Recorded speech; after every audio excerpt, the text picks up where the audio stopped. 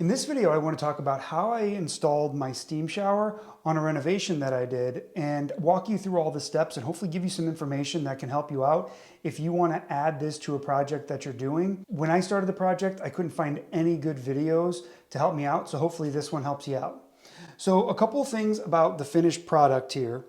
One, you will have down at the bottom, this is where the steam comes out, and then over here, this is the control. We purchased the simplest controls. This basically has on, off, pause, and sets the temperature anywhere between 110 and 120.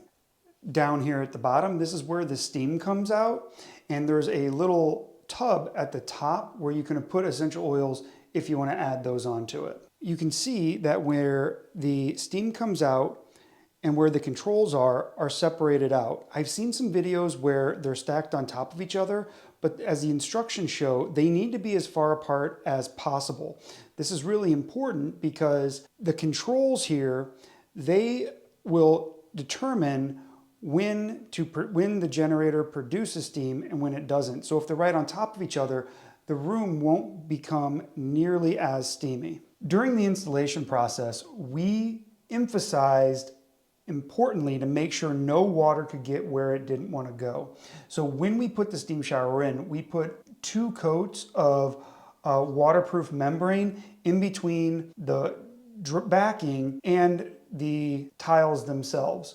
This was really important for me because I wanted to control where water went at all times. Another thing that I'm very happy that we did was install a really powerful exhaust fan.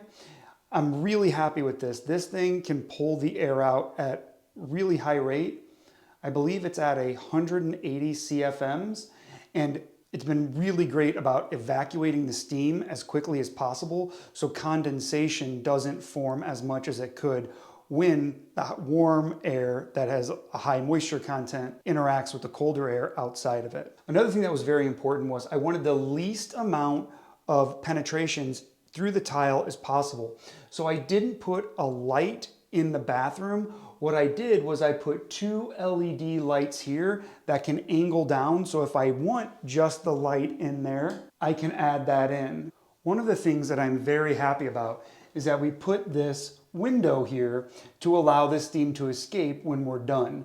Originally, we had not planned on putting this in here, but luckily the window installer made a mistake and added it to the order, and I'm very glad he did.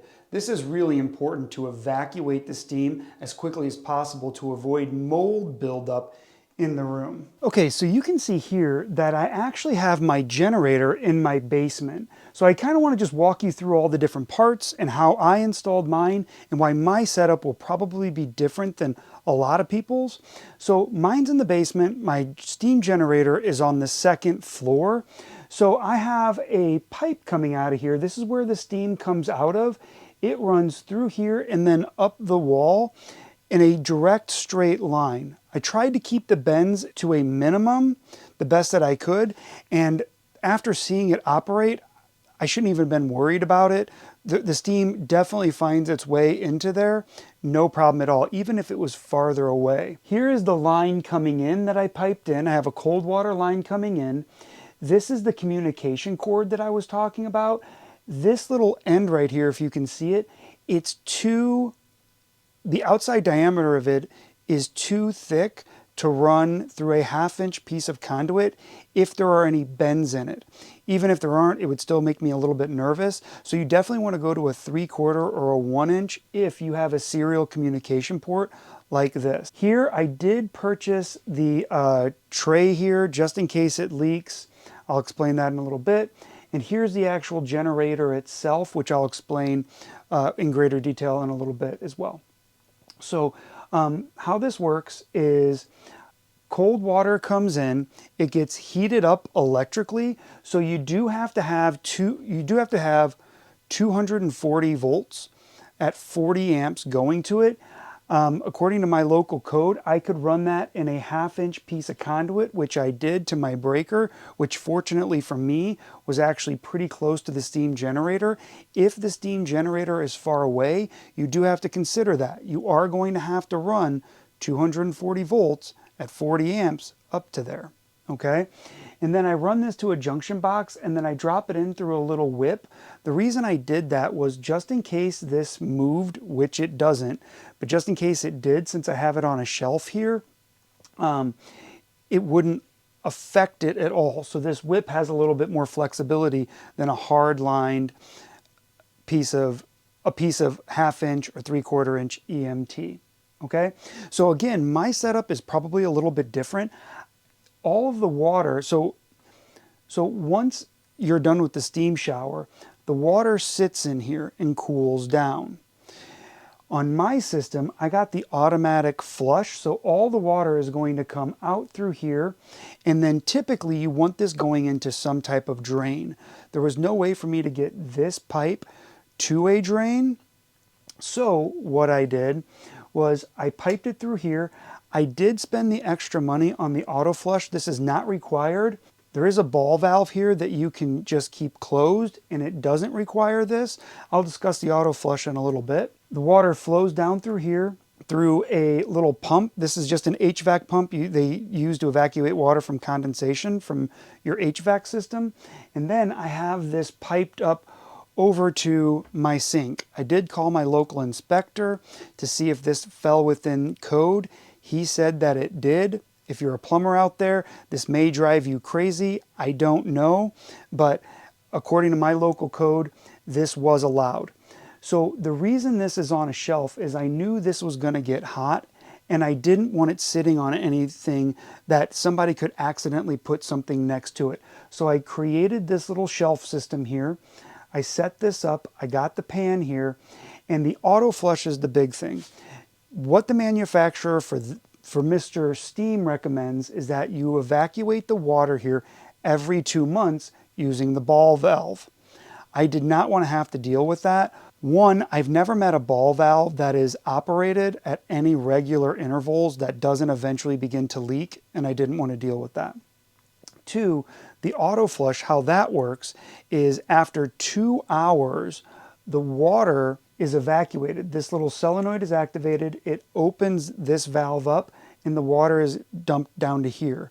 Now the water temperature at that point is low enough, and I've checked it, to be able to be piped through this hose right here that goes over to my utility sink in my basement that the water from my washing machine gets evacuated into.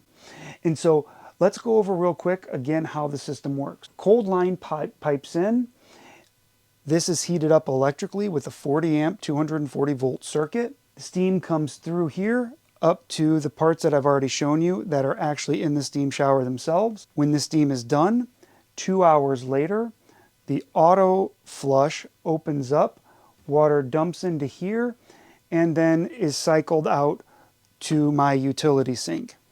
Here I have the drain pan. Again, this was just in case. From the drain line, I have a 1/2 inch piece of copper going into the condensation pump. So I have 2 things coming into the condensation pump that evacuate the water to where I want it to go. Okay, and so this is the system and how it works. So far, I've been extremely pleased with it. The installation isn't too bad, at least I don't believe so, if you're pretty handy. The main thing is that if you're uncomfortable doing the electrical, a lot of people get nervous dealing with electrical period, but especially at 40 amps, 240 volts, you want to call in an electrician. 2, where you put the steam generator is really important, and that needs to be decided beforehand. If I have the opportunity to do this again, there are a couple of small changes that I would make. One, I would drop the ceiling a little bit, just because steam obviously rises, and it would take less effort for the generator to create the steam that I'm looking for. I've also heard that a lot of people say you should slant the ceiling. We didn't do that for the same reason that we didn't drop the ceiling. I just forgot to do it. And so far, it has not been a problem for me. And I've been using this now for about 7 or 8 months, and I haven't had any issues. Another thing that I would have done if I were to do this again is the floor in the main part of the bathroom is heated electrically. And if I were to do this again, I would make sure that the floor in the shower itself is also heated. One thing we did do was we actually heated the seat here, which does make a difference. So that is heated off the same system as the floor, and that helps to make sure that it's not too cold. And this is where I made a big mistake. I ran a 1/2 inch piece of conduit up to here for the communication and power lines for the controls. I didn't know what model I was going with when the walls were open before I closed them. And so I just threw that in there hoping that would have the inside diameter needed. It did not. The manual recommends 3/4 inch to a full inch piece of conduit to run from one location to another. I was able to overcome that because I just snipped the communication line and then soldered the communication wire back together. But to avoid that, I would make sure that whatever communication line is required for your steam shower, that you make sure you know what size pipe is required for it if the steam generator is going to be located at a distance from where the shower actually exists. So my steam generator is in the basement, and this is on the 2nd floor of my house. And the distance is less than 30 feet. I know that because that's how long the communication cord is. And there's no issue with steam being created. Another thing I would have considered doing was they have upgraded controls that will tap into your Wi-Fi, which would be nice if you want to be able to just turn this on and preheat it without actually coming up here. At the time, it was outside of our budget, so we just went with the most basic model. Another thing that if I were to do this again, I would work on, the piping for the blower here goes off to the north side of my house. And I was on the roof the other day cleaning out the gutters, and I noticed that there had been some ice buildup outside of the vent. It's not a big deal, but I don't want it to interfere with the operation of the vent door or hinge.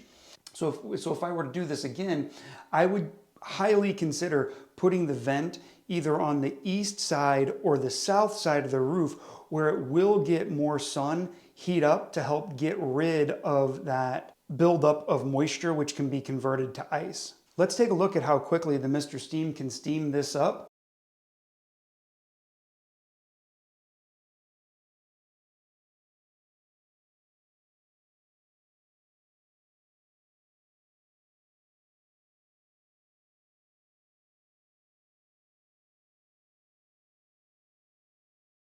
And just like that, the steam shower is now full of steam, okay?